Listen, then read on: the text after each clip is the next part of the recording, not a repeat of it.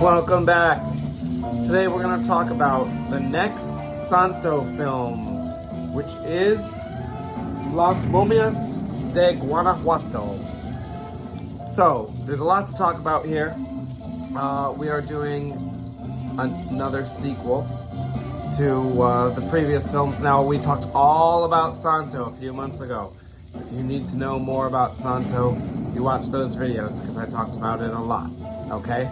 Now, this film includes Santo and Blue Demon and Mil Mascaras, the three most famous lucha libre wrestlers in Mexican history. All three of the most famous ones all together. So we talked a lot about Santo and Blue Demon in other videos, but we never talked about Mil Mascaras before. Mil Mascaras is Spanish for 1,000 masks. This guy, every single scene, he's got a new outfit and a new mask on, never to be repeated. So he didn't start doing movies until like 1968. That's a couple of years. Well, it's a decade after Santo started. Well, actually, Santo started in 61. Blue Demon started in 65, and Mil Mascaras jumped on the wrestling horror hero bandwagon in 1968. So we got 3 heroes in this movie and a whole bunch of mummies. But this time we don't have a fake made up Aztec mummy. We have mummies that actually exist in the Mexican city of Guanajuato. That is about 4 hours north of Mexico City, and there are actual mummies there. It's this tourist attraction. It is a place that people go. They go down into this crypt and see real mummies. And there's footage of the real mummies in this film, and it's really cool. But before we talk more about the film, let's talk about the film's director, Federico Curiel.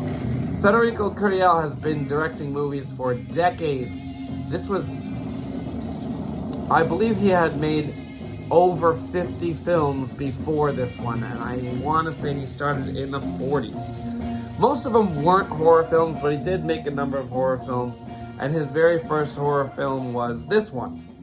This is La Sangre de Nostradamus, which is the blood of Nostradamus. Now, unfortunately, I could not find this anywhere, streaming or anything like that. I don't know that much about it, but I do know it got 3 sequels, and Federico Curiel directed all 4 films.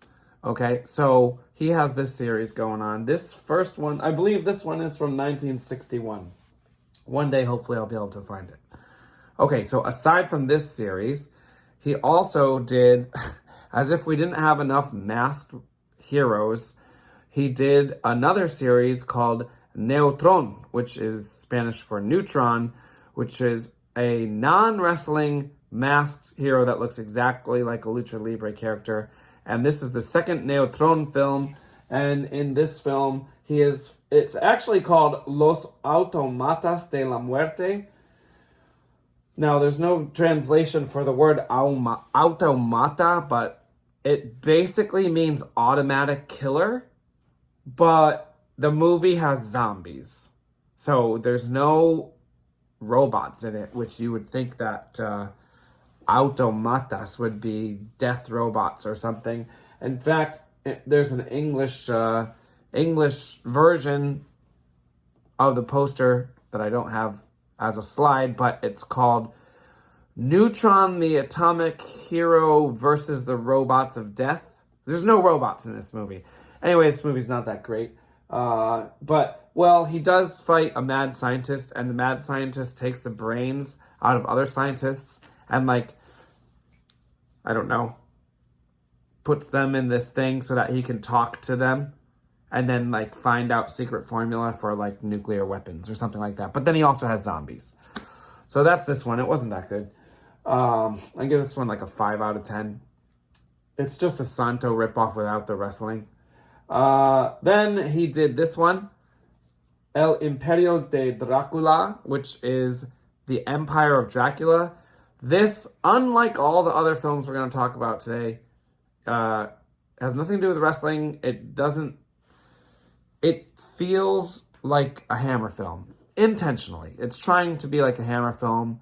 It's about vampires, and actually there's a castle in Mexico, and these people go there because they like inherited the castle or whatever, and it's got a Dracula in it. Although in the movie even though the movie is called The Empire of Dracula, the vampire in the movie is not called Dracula. It's called Drakelstein or Drakelstein. That's what they call him, Drakelstein.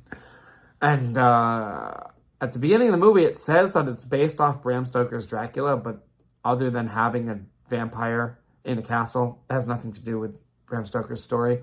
Anyway, this movie was actually good. I gave it a 7 out of 10. It felt kind of like a Hammer film, which it was trying to, but it felt more like some 1930s Mexican films. I watched this movie recently called The Phantom of the Convent, which is like 1934 Mexican film. This felt like that. That's a good movie. That was pre-wrestling hero Mexican horror. Okay, so after this, Federico Curia did Arañas Infernales, which we already talked about because it features Blue Demon. We already talked about this in a previous video, so you should go watch that one if you want to know more about this. It translates to Hellish Spiders. Not that great, really. Could have been good, but the budget was very low. And then after that, he did this one, La Sombra del Murciélago, which is The Shadow of the Bat. We also talked about this one because it features Blue Demon again. So we already talked about this in the Blue Demon video. And then he did Las Vampiras, which is Mil Mascaras' first horror film and third film.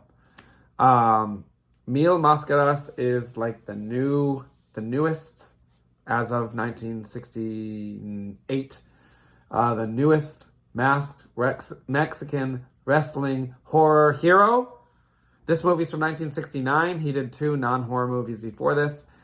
This movie is basically Mil Mascaras fighting a bunch of female vampires, but also John Carradine is in this movie, which shockingly, he does not get a picture up here in one of the top 4 pictures. Although he is top billed, it says here, Actuación Especial, John Carradine. And then it says, like, all the other people in it. But Mil Mascaras gets top billing. But in the movie, John Carradine gets top billing, like, in the actual, like, credits. But no John Carradine on the poster. Seems like a missed opportunity. They obviously, I can only assume that John Carradine was recognizable enough that the filmmakers paid for him to come to Mexico and do this part. John Carradine is pretty old by this point. If you don't know who John Carradine is, he was in over 250 movies in his lifetime, going all the way back to the classic Hollywood early 30s. He had small roles in a few different films. I just rewatched Bride of Frankenstein the other day, and he has a bit part in Bride of Frankenstein from 1935. He's in a bunch of John Ford Westerns, which were, very highly acclaimed. He's in tons of movies. And then as he got older, because he did play Dracula a few times in a few different Universal Dracula sequels, I think he got pulled into being like in all these really low budget horror films. I think he just did them because they were paying him. I read an interview, and I'm sure I discussed this on a previous video, but he, didn't, according to this interview, he didn't even like being in horror films. He didn't like horror films, but they would pay him because he played Dracula in the old 30s films, 30s and 40s actually. So he appears in horror films from the 30s all the way through the 80s. He's been in multiple movies that we've discussed on this channel, so we won't talk about him anymore, but he is in this one. I give this one a 5 out of 10. It is really just a rehashed version of any other Mexican wrestler versus vampire film, which now we've had nearly 10 of them, I think, by 1969. So anyway, good poster. The movie was not that great.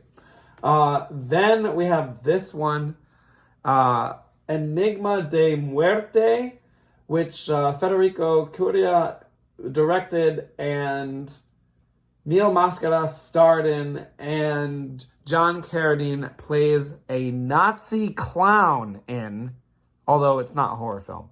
But this does exist. John Carradine plays a Nazi clown, and there are a bunch of Nazis working at a carnival. It's a really ridiculous premise. It is not available in English. I watched it in Spanish. I think I understood probably about 70% of the dialogue, and obviously I could easily comprehend all the action and visuals that were going on, but it's not very good. Good try, but yeah. Okay, here I have a quick poster of Neil Mascaras' first film. It's called Los Canallas. I actually did not look up to see what canallas means, but on the poster we have what looks to be some tribal Mexican pre-Columbian imagery up here. And then here we have a biker gang. And then down here we have a masked figure with a machine gun and a knife fight going on between two unmasked figures. And now, it's, you know, anytime you see Neil Mascaras, every time you see a masked figure, it could be him, but it might not be him because he doesn't have a signature mask like Santo or Blue Demon. But anyway, although this looks fairly exciting, I have not seen this one. I watched all those other movies that we just mentioned to prep for this one, and I just had to stick to the horror films because, well, except for the Nazi clown John Carradine film. It was just taking too long. Amazingly, I'm getting this video out as early as I am. So, we'll come back to Los Momias de Guanajuato. This film, even though Santo is in it, he's actually not the main hero. This is really a Blue Demon and Emil Mascaras film. So almost all of these films for all these wrestling heroes are filmed in Mexico City, but this one is filmed in Guanajuato, which is, as I said, about 4 hours away from Mexico City and famous for its mummies. So the first, I think, 15 to 20 minutes feature no wrestlers, which I like because we actually get some other characters. We have a dwarf named Pinguino, which is apparently Blue Demon's mascot. I didn't know that he would have a human mascot. He does not dress up as a penguin, even though his name is Pinguino. But I guess he promotes Blue Demon, even though he does not do that in the film at all. He promotes Blue Demon as his job, and then as his other job, he takes tourists on a little field trip into this cemetery and tells them a story, then brings them down into the catacombs where all the real mummies of Guanajuato are.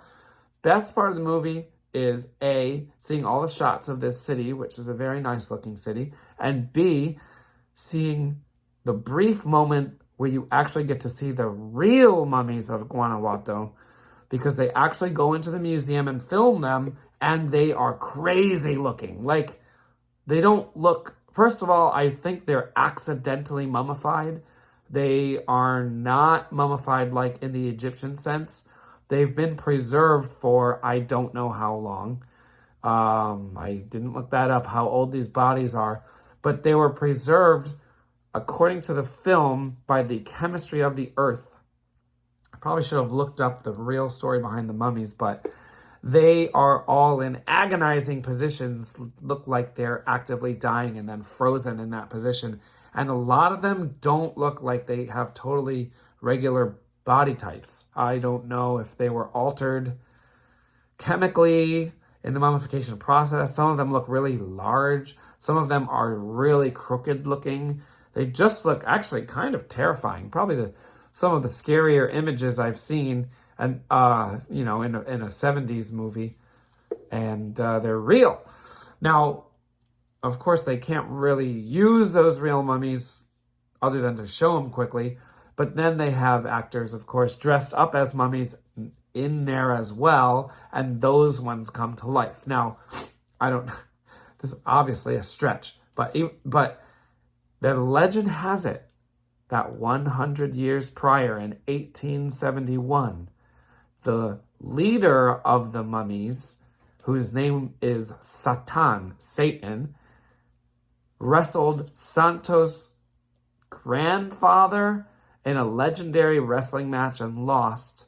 And now, I don't know if it's once every 100 years, every so often, he has to come back to life and wrestle Santo again. So that is the premise here. So he comes back to life and starts killing people. So all these mummies are basically going around killing people in Guanajuato. And Santo's not even there, although there is a flashback to Santo's grandfather fighting Satan in a flashback. But Blue Demon and Mil Mascaras are in town on a tag team fighting against two other wrestlers, presumably from Guanajuato, who don't have names.